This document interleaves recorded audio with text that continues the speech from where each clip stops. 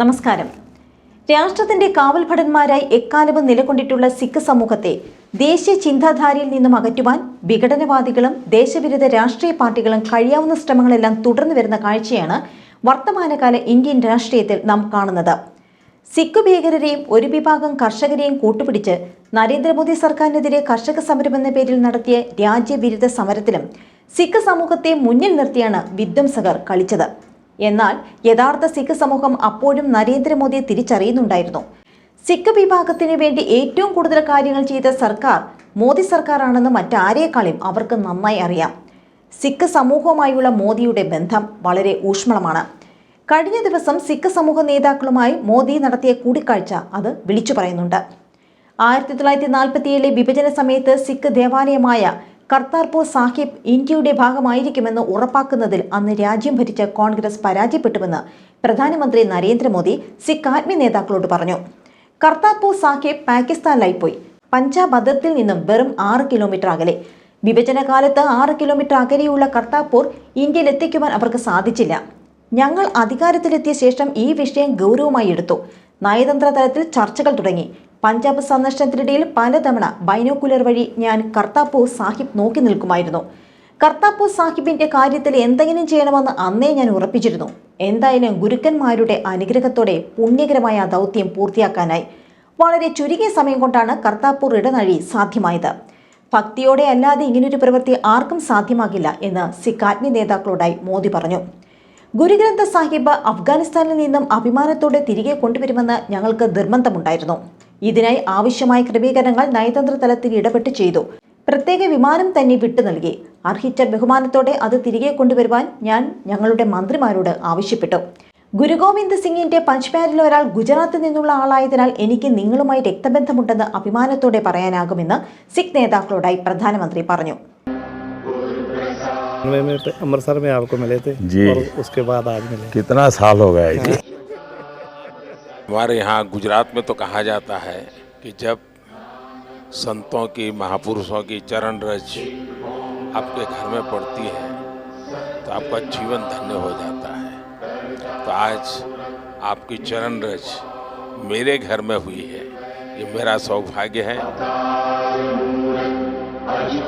और मोदी जी, बड़ी कृपा है आपकी, जो आप कर रहे हो. परमात्मा, हम तो दुआ करने आए हैं कि आपको और ताकत मिले और सिखों को, जो हम सारी उम्र ये था कि हमारा भी कुछ देखेगा, आप कर रहे हो, इससे ज़्यादा करो. परमात्मा आपका भला करे.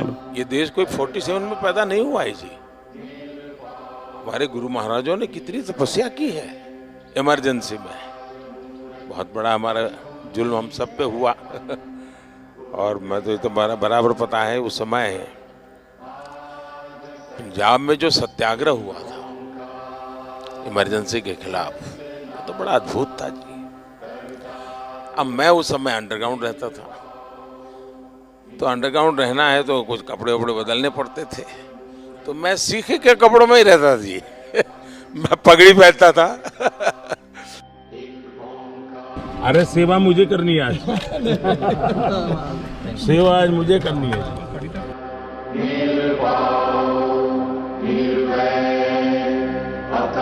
अब मुझे बताइए साहब, कोरोना में ये आप ही लोग हैं जिनको ऑक्सीजन का लंगर लगाने का मन कर गया.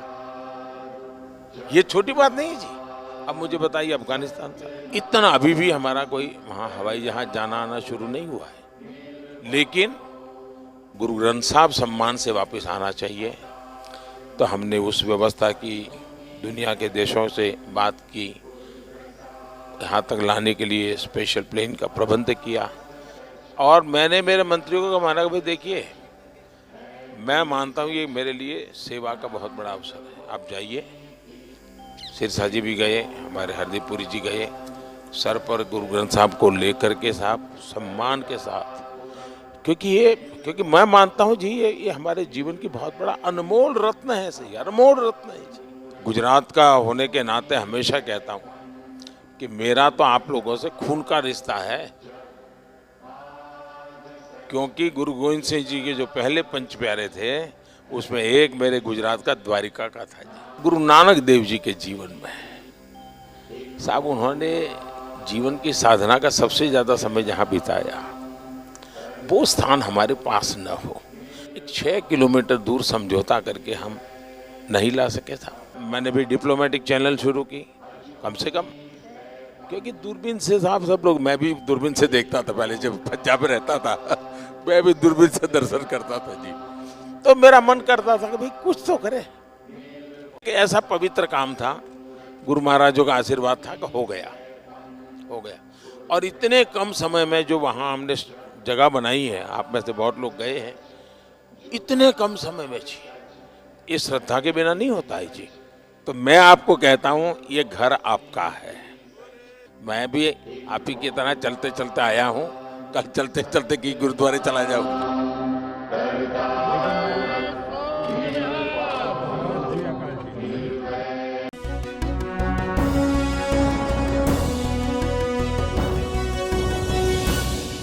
ചാനൽ സബ്സ്ക്രൈബ് ചെയ്യാത്തവർ ഉടൻ തന്നെ സബ്സ്ക്രൈബ് ചെയ്യുക.